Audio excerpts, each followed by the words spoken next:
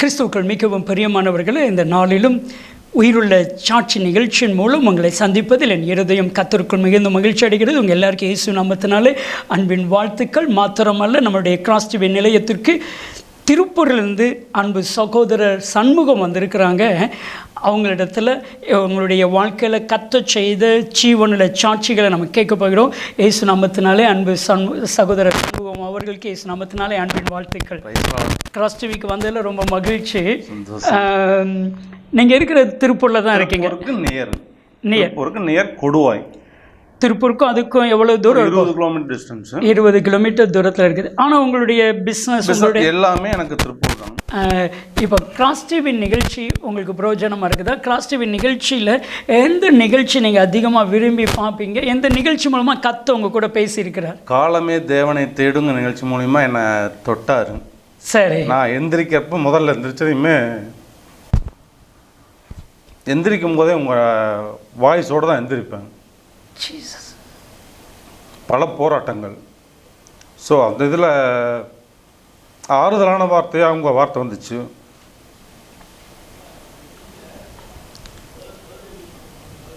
அதுலேருந்து கண்டினியூ நாங்கள் பார்க்க ஆரம்பித்தோம். கிட்டத்தட்ட 1.5 இயராக பார்த்துட்ருக்கேன். எனக்கு முதல் காலையில் எந்திரிச்சதையுமே உங்கள் குரலை கேட்டால் தான் திருப்தி, ஒரு உற்சாகத்தோடு எந்திரிக்கிற மாதிரி இருக்குது.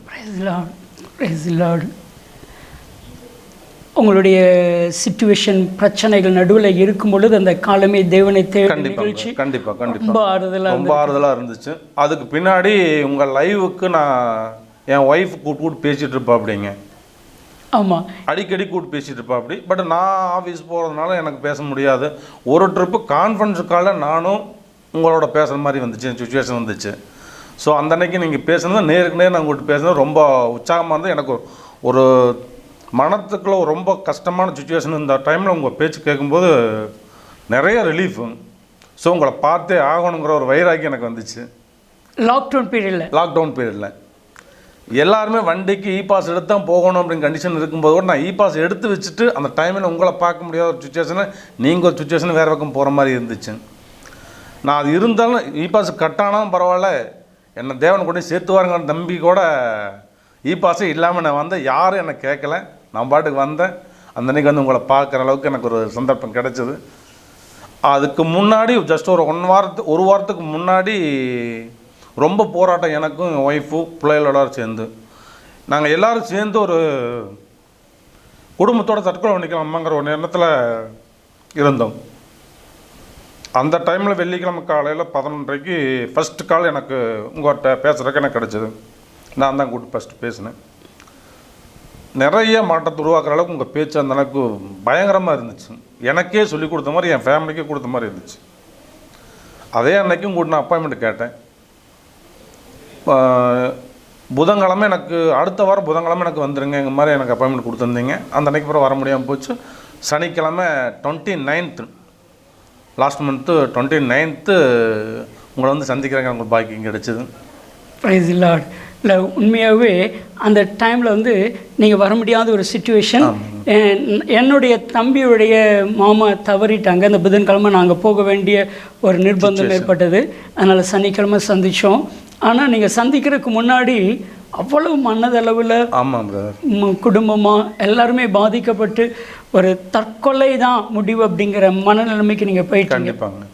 ஸோ இங்கே வந்து நீங்கள் ஜெபம் பண்ணதுக்கு அப்புறவு கத்தவங்க வாழ்க்கை ஏகப்பட்ட சேஞ்ச். இந்த 15 நாளில் ஏகப்பட்ட சேஞ்சு. நான் எனக்கு வேலை இல்லைங்கிற வேலைக்கு தான் வந்தேன். ஸோ இப்போ வேலை பார்த்தா நானே தேடி நான் கம்பெனிக்கு ஓனர் மாதிரி நான் வளர்த்துவாருன்னு சொல்லிட்டு நீங்கள் எனக்கு வாக்குத்தத்தம் கொடுத்து ஆட்டி விட்டுருந்தீங்க. நான் போகாமல் எனக்கு முன்னாடி எல்லாருமே எனக்கு முன்னாடி நடந்துட்டு இருக்கேங்க. இப்போ கம்பெனி ஒர்க் அளவுக்கு ரெடி ஆயிடுச்சு. மேக்ஸிமம் மெஷின் சோர்ஸ் பண்ணிகிட்ருக்கேன். இதுக்குள்ள மெஷின் வந்து எனக்கு ஒன்றுமே இல்லை, ஒரு பைசா இல்லாமல் இருந்தேன். ஒரு ஃப்ரெண்டு மூலிமா ஒரு 5 மிஷின் சும்மா தரேன்னு சொல்லியிருக்காங்க.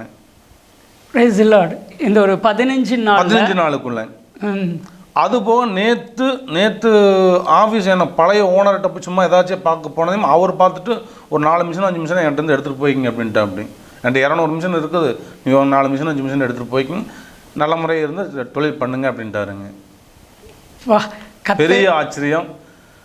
குடானுக்கு போய் அந்த கட்டடத்துக்கு போய் கேட்டு வந்தான். கட்டடத்து வாடகை 5 ரூபா 20 ரூபா சொல்லிட்டு இருந்தானு. அவன் சும்மா போனதையுமே 8 ரூபா வாடகைக்கு நீ வச்சுக்க, அவனுக்கு மட்டும் நான் தரேன்னு சொல்லிட்டு அவரும் பாதி 15,000 ரூபா வாடகைன்னு சொன்னவங்க இப்போ 8 ரூபா வாடகைக்கு நீங்கள் வச்சுக்க. அது ஒன்று நீ எப்போ ஆரம்பிக்கிறதுக்கு எனக்கு நான் உங்கள்கிட்ட அட்வான்ஸாக நான் கேட்க மாட்டேன், நீ எப்போ வேணால் வந்து வேலை செஞ்சுக்கலாம் அப்படிங்கிற மாதிரி சொல்லிட்டு அப்படிங்க. ஒரு பெரிய காரியம் இல்லையா? அதனால தான் திரும்ப நான் உங்களை பார்த்தாக இந்த சாட்சி சொல்லணுங்கிறதுக்காக தான் இன்றைக்கி எப்படியாந்துருக்கேன். திருப்பூர்லேருந்து நான் இங்கே வந்திருக்கேன். பிரியமான தெய்வ பிள்ளைகளை, அவங்க கிராஸ் டிவியில் பரலோகம் அண்ணா காலமே தேவனை தேடு அந்த நிகழ்ச்சி இவங்களுக்கு மிகுந்த ஆறுதலாக இருந்திருக்கிறது. ஏன் அப்படின்னா, ஆண்டவர் அந்த காலமே தேவனை தேடு நிகழ்ச்சியில் கத்த சொன்ன வார்த்தை என்னன்னா, அந்த நாளுக்குரிய நன்மையை, அந்த நாளுக்குரிய ஆசீர்வாதத்தை, அந்த நாளுக்குரிய வார்த்தையை அந்த காலை பொழுதிலே கத்த சொல்லும்படியாக சொல்லுவார். நான் ஜெபித்த அந்த வார்த்தைகளை கர்த்தருடைய சமூகத்திலிருந்து நான் அதை சொல்லி கொண்டு இருக்கிறேன். இன்றைக்கு வரைக்கும் அந்த நிகழ்ச்சி அநேகருக்கு பிரயோஜனமாக இருக்குது. அன்பு சகோதரர் சண்முகம் அவர்களுக்கு ரொம்ப பிரயோஜனமாக இருக்குது. அது மாத்திரமல்ல, அவங்களுடைய மனைவி என் அன்பு தங்கச்சி உமா தங்கச்சி லைவில் அதிக நாட்களில் என் கூட பேசியிருக்கிறாங்க. அது மாத்திரமல்ல, ஒரு பெரிய இக்கட்டான ஒரு சிச்சுவேஷனில் லாக்டவுன் பீரியடில் திருப்பூர்லேருந்து தூத்துக்குடிக்கு தேடி வந்தாங்க. ஜெபம் பண்ணி போன அந்த நாள்லேருந்து இவங்களுடைய வாழ்க்கையில் ஒரு பெரிய மாற்றம், தற்கொலை எண்ணங்கள்லாம் மாறிடுச்சு. நீங்கள் அநேகருக்கு ஆசீர்வாதமாக நிறையா சொல்லிகிட்டு இருக்கேன்.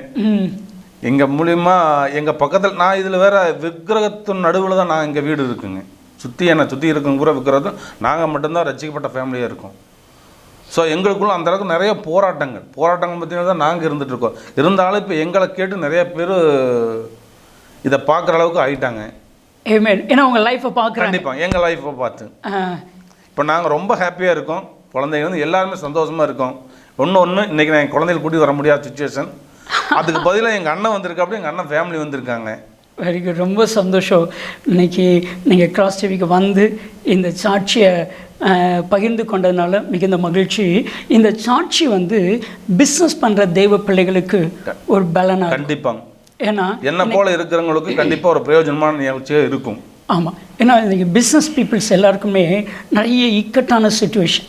குறிப்பாக அந்த லாக்டவுன் பீரியடில் அவங்க நிறையவுடைய பிஸ்னஸ்ஸு இழந்துட்டாங்க, நிறைய வேலைகள் இழந்துட்டாங்க, குடும்பத்தில் பண பிரச்சனை, குடும்பத்தில் குழப்பங்கள், தொழிலில் எந்த காரியத்தையும் செய்ய முடியாத ஒரு சூழ்நிலைகள். ஆனால் கர்த்தர் உங்களுக்கு ஒரு புது வழிவாசலை திறந்தது மாதிரி இந்த நிகழ்ச்சியை பார்க்கிற தேவ பிள்ளைகளுக்கு நிச்சயமாக புது வழிவாசல்களை திறந்து கொடுப்பா. நிச்சயமாக கர்த்தர் உங்களுக்கு நன்மையை செய்தது போல் இவங்களுக்கும் செய்து கொடுப்பா. கண்டிப்பாக ரொம்ப சந்தோஷம். இந்த ஒரு சிறிய சாட்சியை நீங்கள் திருப்பூர்லேருந்து வந்து சொன்னதில் மிகுந்த மகிழ்ச்சி. கிராஸ் டிவி நேயர்களுக்கு ஏதாச்சும் சொல்கிறீங்களா? கர்த்தரை நம்புங்கள், கைவிடப்பட மாட்டார். ஆமென். பிரியமான தேவ பிள்ளைகளை, நீங்கள் பிஸ்னஸ் பண்ணுகிற தேவ மனுஷியாக இருந்தீங்கன்னா நீங்கள் சோர்ந்து போகாதீங்க. கடன் ஒரு பெரிய பொருட்டு அல்ல, சரிங்களா? கர்த்தர் ஒரே நாளில் எல்லாத்தையும் தலைகீழாய் மாற்றுவார். அன்பு சகோதரர் சண்முகம், அன்பு தங்கை உமா தங்கை, அவங்களுடைய 2 பிள்ளைகள் கடந்த நாளில் தூத்துக்குடிக்கு வந்து ஜெபம் பண்ணாங்க. அவங்களுடைய மனநிலைமை மறிக்க வேண்டும். ஆனால் நம்ம ஜெபித்த பின்பு கர்த்தர் அதை தலைகீழாய் மாற்றி அவர்களுக்கு ஒரு தொழில் செய்வதற்குரிய மிஷின், பில்டிங் எல்லாத்தையும் கத்த கொடுத்துருக்கிறான். இன்னும் வாக்கு கொடுத்துருக்கிறான், நான் கோடிக்கு அதிபதியாய் கத்த மாற்றுவேன் என்று சொல்லி. சண்முகம் சகோதரருக்கு மாத்திரமல்ல, உங்கள் வாழ்க்கையிலும் கத்த செய்ய வல்லமையுள்ளவராக இருக்கிறார். உங்களையும் அன்பு சகோதரர் சண்முகம் அவர்களைப் போல உங்களையும் ஜீவனுள்ள சாட்சியாக மாற்றுவார். உங்கள் வாழ்க்கையிலும் ஏசு அற்புதம் செய்திருந்தாரானால் எங்களுக்கு தொடர்பு கொள்ளுங்கள், நிச்சயம் உங்களை ஆசீர்வதிப்பார். அன்பு சண்முகம் பிரதர், நிச்சயம் கர்த்தருடைய நன்மை உங்களுக்கு கொண்டாயிருக்கும். கர்த்தர் உங்களையும் உங்கள் குடும்பத்தையும் வர்த்திக்க பண்ணுவோம். உங்கள் தொழிலை கர்த்தர் லட்சமாக கோடியாக பெருக பண்ணுவோம். ரொம்ப நன்றி brother. God bless you. God bless.